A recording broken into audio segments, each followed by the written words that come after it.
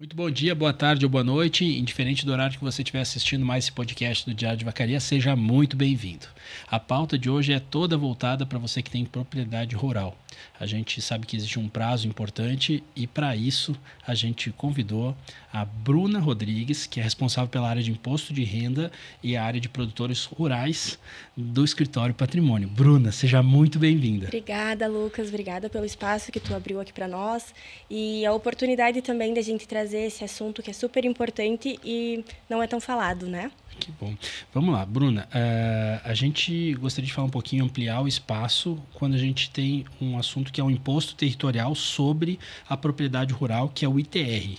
Está numa janela do ITR, é isso mesmo? Isso, Lucas. O que acontece? Assim como no imposto de renda, o ITR tem uma declaração que precisa ser transmitida para a Receita Federal para assim poder ser recolhido o imposto, que vem ser o ITR, né? Tá. O que eu costumo exemplificar para tornar mais fácil para o pessoal entender o que é o ITR? Porque para quem está nesse meio, é muito comum essa sigla, nomenclaturas, enfim. Mas para quem não está muito habituado, não está nesse meio, eu costumo dar o exemplo do seguinte. Quem tem área urbana paga o IPTU. E quem tem área rural paga o ITR. Entendi. Então, na verdade, a gente faz uma relação propriedade urbana, o IPTU. Né? Quem tem campo paga o ITR. Exatamente. Então, falando um pouquinho já sobre o ITR, né? A gente está nessa janela, isso mesmo? Isso. O que acontece? Geralmente, todo ano praticamente, o prazo se inicia na segunda semana de setembro e vai até... na segunda semana de agosto e vai até o final de setembro, até o último dia de setembro.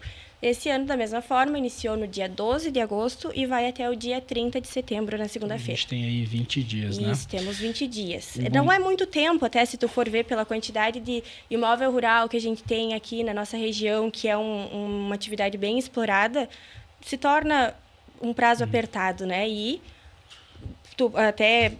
eu te trago que a maioria dos nossos clientes, até lá do escritório, e acredito que a maioria da população, enfim, que tem área rural, ainda não transmitiu a declaração. Pois é, então, é legal a gente lembrar, né? Já a gente colocar trazer isso em pauta, né? Exatamente. Bom, para a gente entender um pouquinho mais sobre o ITR, a questão toda é primeira coisa, quem está obrigado a pagar o ITR? Todo mundo que tem a propriedade rural tem que pagar? Obrigado a pagar não, mas a transmitir a declaração sim. Então, assim, se você tiver uma área rural, independente do tamanho dela, seja uma pequena gleba ou seja uma área de 1.000 hectares, enfim, todo mundo que tiver propriedade ou for usufrutuário de propriedade rural precisa transmitir a declaração do imposto de renda. Aí, desculpe, a atividade, o ITR. O ITR. Isso, exatamente. Só que o que acontece? Qual que é a particularidade da declaração? Tem pessoas que ficam isentos ou imunes de pagar o imposto, mas transmitir todo mundo está na obrigatoriedade que tenha a área rural, no caso, né? Entendi. É muito complexo, Bruna, pelo menos para a gente entender um pouquinho como que é calculado o valor do ITR e o que influencia isso, né? Lucas, uma coisa bem legal da gente conversar a respeito disso é bem relativo, porque o que acontece? O imposto é calculado assim, quanto mais explorado for o teu imóvel, menor vai ser a alíquota, menos imposto você vai pagar. Entendi. Tá? Então, assim, claro, existem várias questões que são analisadas e que precisam ser atualizadas todos os anos, tá? Valor de plantações, valor de investimentos. Mas isso por parte da pessoa que é o proprietário da terra. Isso, o proprietário da terra. Trazer informação, tem que trazer a informação até o contador, no caso, a pessoa que vai fazer a declaração do imposto de ITR, tá? ITR, né? Isso, o que acontece? Conforme você explora, você investe, você constrói, tudo que você colocar dentro do teu imóvel, valoriza e esse valor a mais que sobe no teu imóvel, a gente tem que atualizar de um ano para o outro e isso vai sim mexer no valor do imposto que você vai pagar. Quando a gente está falando sobre essa questão do ITR, eu acho que são várias as particularidades, né? Mas, por exemplo, uma particularidade que eu me recordo bastante, assim, que se comenta muito, é em questão, por exemplo, se aquela tua parte de terra, ela tá, por exemplo, toda num lugar só, numa propriedade só, ou se, por exemplo, tu tem duas áreas que, por exemplo, tem um vizinho no meio. O que a gente sempre indica, Lucas? Procura teu contador e explica a tua situação para ele, tá? Porque existe, como eu tinha te falado, existe muitas situações, né? Exatamente, que te deixa imune ou isento. O que acontece dessa questão que tu falou que tu tem mais do que uma área ou... enfim. Separado, né? Eu vou te explicar o que acontece. Na verdade, a principal situação de isenção aqui para a nossa região é a pequena gleba, que são 30 hectares, tá? Então, se você tiver 30 hectares ou menos, você está isento de pagar. Só que o que acontece? Você não está isento de transmitir a declaração. Isso é uma coisa que eu friso bastante, porque muitas pessoas têm dúvida. Eu estou na isenção, estou dentro dos 30 hectares, então eu estou isento, eu não preciso fazer a declaração, porque eu não preciso recolher imposto.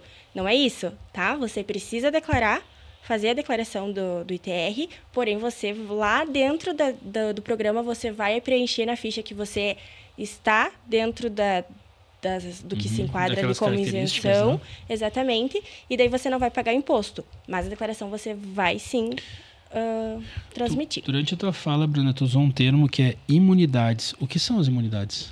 Na verdade, Lucas, é como eu te disse, são várias, tá? Eu posso ficar aqui listando muitas. Mas uma imunidade, ela é um tipo de isenção, não? Isso, uma característica. Na verdade, assim, o que se enquadra nas imunidades? Área rural que seja de governo, de prefeituras. Então, assim, se for... agora me fugiu a palavra. A questão lá de quando tu tem dentro dessa propriedade um espaço, por exemplo, daquela mata ciliar que chama, não é? Que quando é uma área que ela se enquadra dentro da imunidade ou não? É que na verdade eu entendi o que tu quis me dizer. Tu tá falando da preservação, da área preservar. Ela tá dentro dessa área? O que acontece? Quando você tem uma área que tem mata nativa ou que tem preservação permanente, o que acontece? Você não pode mexer dentro dessa área, enfim, desse espaço. E daí você tem que fazer o CAR e o ADA. Essa é uma coisa legal da gente falar também, que até o ano passado era obrigatório você declarar o ADA para você comprovar que você tinha esse espaço. E sim, essa parte que você... esses hectares que vai conter esse tipo de vegetação, sim, ela não vai ser tributada, tá? Então, ela vai ser... Por exemplo, tu tem 100 hectares e 2 é de preservação natural, esses 2 hectares não vão entrar na tributação. Exatamente. Mas aí, como eu te disse, você tem que ter documentos para comprovar. Até o ano passado era exigido o ADA, mas a partir desse ano, somente com o CAR, você consegue comprovar. Interessante. Em relação a partir do momento que é feito, no caso, o documento, né? Chega no momento da questão do recolhimento dos impostos. É isso? Como que funciona a partir do momento da declaração, né? Tá. Quando você transmite a declaração, é gerado um DARF, tá? Que daí no DARF vai ter o valor do imposto a ser recolhido. O que acontece? O valor mínimo que você vai pagar, no caso do teu imóvel, independente do valor, é R$10. Até tem um termo que usava muito antigamente, que falavam que era o imposto dos 10. Porque o mínimo que você paga é R$10, tá? Você pode dividir esse imposto em até 4 parcelas, 4 cotas, diferente do imposto de renda, que são 8. No ITR você consegue dividir em até 4 parcelas. Isso se teu imposto não atingir mais do que R$100. Valores do imposto menores do que 100, você só consegue recolher em uma vez só. Entendi. Em relação a essa questão do recolhimento, né?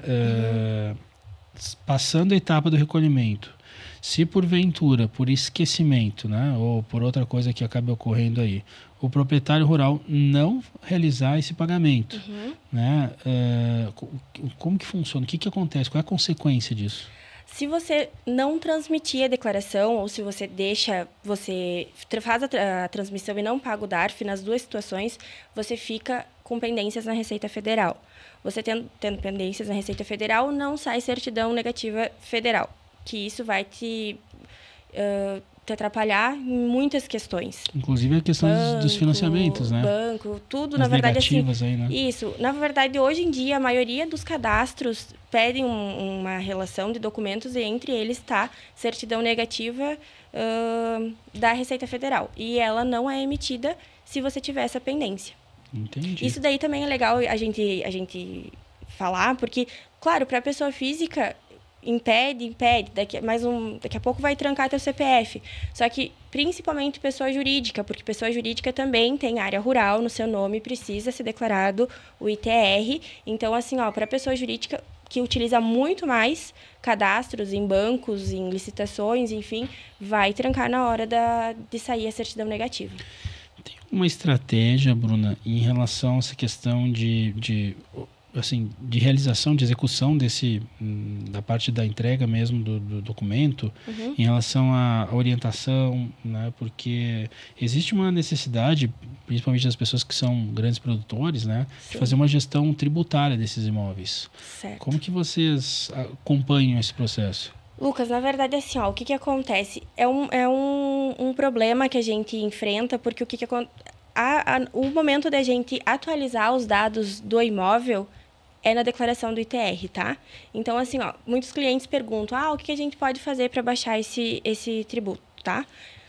Infelizmente, é aumentando a exploração do imóvel. Então, não tem o que a gente possa fazer, nada, nenhum jeitinho que a gente possa dar para diminuir o valor do imposto. Somente atualizando, fazendo melhorias, benfeitorias dentro do imóvel, transformando as lavouras, enfim, investindo... Terra com maior produtividade, né? Exatamente, investindo dentro do teu imóvel rural. Da propriedade. Exatamente. Um dos pontos que acontece aqui na região, a gente não pode, né, deixar esse assunto passar, é quando, digamos que essa propriedade está num processo de sucessão.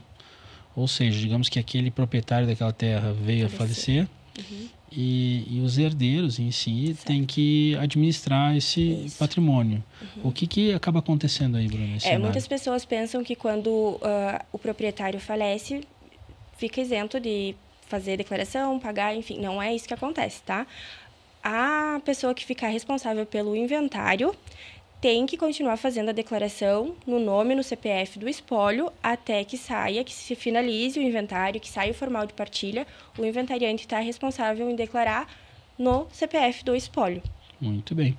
Bruna, hoje o nosso podcast é mais curto. A gente veio para justamente falar um pouquinho sobre o imposto territorial sobre a propriedade rural, que é o ITR, né? E você trouxe algumas particularidades para que a gente possa realmente se atentar à questão, principalmente, acho que é o prazo, né?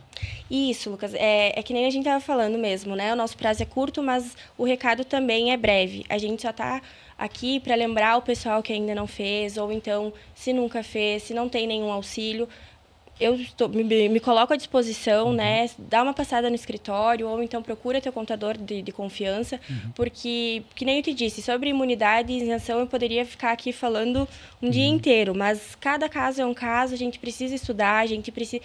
É muito detalhe que para nós, no dia a dia, é comum, mas que para quem não conhece, para quem não entende, pode se tornar mais complicado, né? Então, a gente está aí para ajudar. E o que a gente puder, estaremos aí. Muito bem. Pessoal que acompanhou a gente, esse é um podcast um pouco mais curto. O objetivo foi justamente introduzir a importância do ITR e essa responsabilidade em relação ao prazo, né? Como a Bruna falou, se você tem o seu contador já, conversa com ele, não perde o prazo, é importante já deixar isso resolvido. Se não tiver, realmente procure um escritório que possa lhe dar essa orientação aí. É isso aí, a gente fica por hoje por aqui. Você continua acompanhando o Diário de Vacaria, os nossos destaques estão sendo sempre publicados aqui no nosso site ou nas nossas redes sociais também. Até o próximo podcast. Valeu, pessoal!